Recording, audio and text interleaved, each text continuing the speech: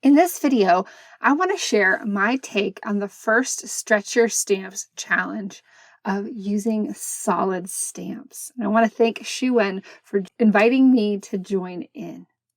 I've chosen this bloom set from Ali Edwards because I've been dying to play with those flower stamps. And you can see here, I've gotten started. I am using a rainbow selection of my favorite Distress Oxide stamps and using the bulk of my collection, basically everything but the neutrals.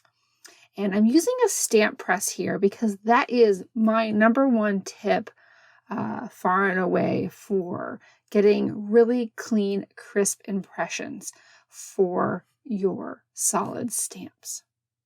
When you use a stamp press, you can repeatedly stamp in the same location and you just have so much control. My second tip is to make sure you're using inks that work well with both the stamps that you're using and the paper that you are stamping on. I love these Distress Oxides because they are super reliable for me on textured cardstock. All right, now I'm going to adding those little embellishments to the center of my flowers.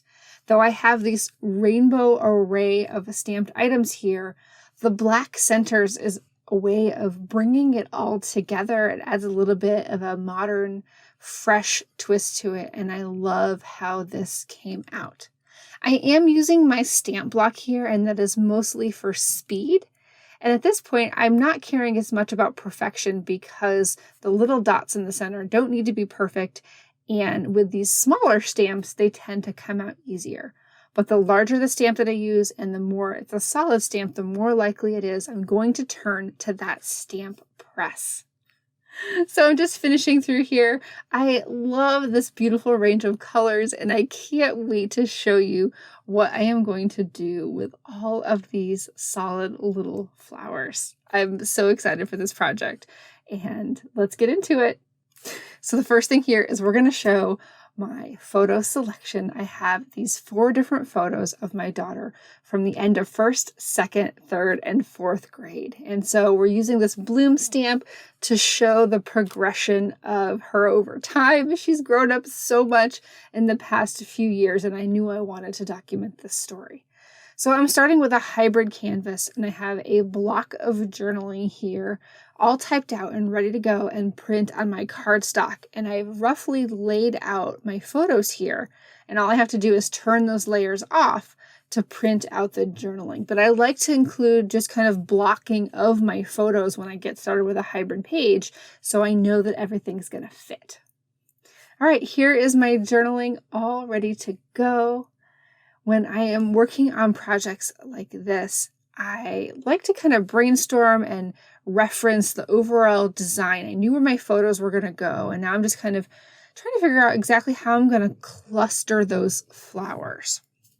As you can probably guess here, we are going to be doing some fussy cutting, and I've kind of fallen back in love with this technique. It is a little bit mindless in that good way. I ended up listening to some podcast episodes while I was doing this fussy cutting, and it was so rewarding to bring these stamped images to life, cutting them one by one with my scissors. I did use my smaller scissors for the fussy cutting, but I used the larger ones to break apart the individual pieces in a much quicker way. As I'm cutting out these items, it becomes really clear the benefit of using a solid stamp because, in effect, you're creating die-cut pieces. Yes, you can buy these, but it's so rewarding to make them yourself from just an idea with your stamps, your inks, all your favorite tools, and bring them to life in this little bundle. So you can see I've got almost all of them cut out here. I'm going to continue finishing up. All right, now it is time to start putting together the page. I had a rough little cue on the page, a little pencil mark to know where I should put that very first photo. And then I'm just layering those up here. This is a pattern paperless page. I am making more and more of those these days, allowing my journaling, my photos, and my well-placed embellishments to shine. And really, these flowers are 100% the star of the show.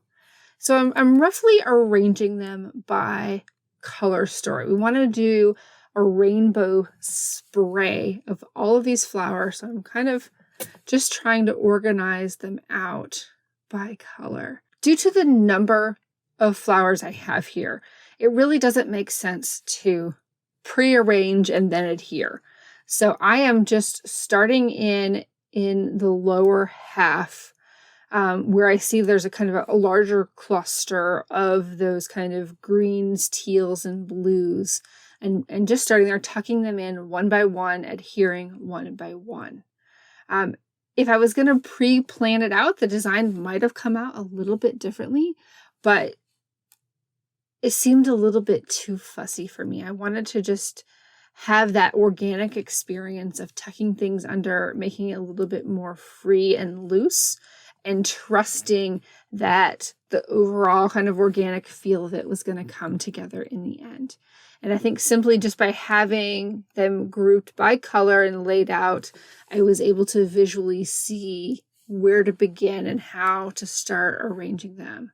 So I went from that kind of lower 2/3 to 3/4 all the way to the bottom right.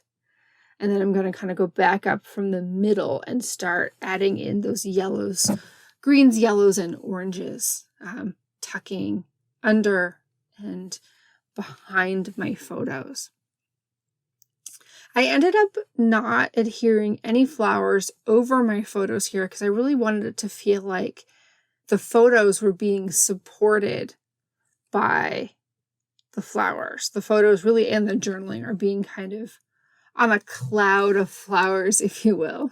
So I'm making sure to include some of those flowers on the upper right behind the photos as well, so that they really feel like they're underneath all of the photos.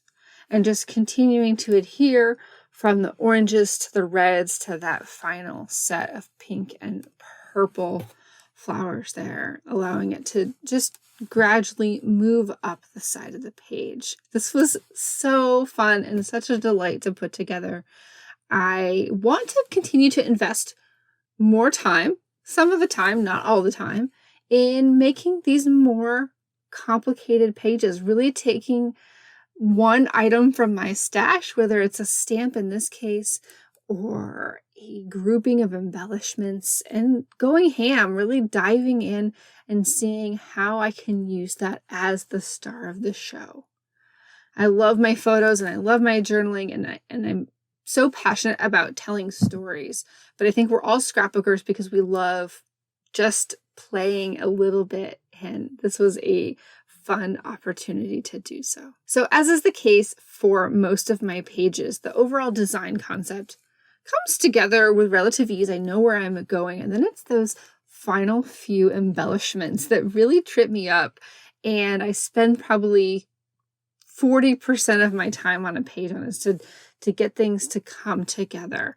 So I'm just looking for those final additional embellishments. I did choose the acetate bloom word as the title here, and I didn't really need it to pop off the page. I just wanted to kind of be a subtle accessory to the overall feel. And then in the end, I chose this chipboard embellishment to kind of just really support the journaling. The journaling was feeling a little bit naked, and I wanted to really have it kind of nestled inside of this little photo cloud that we have here. You can see I auditioned it on the right.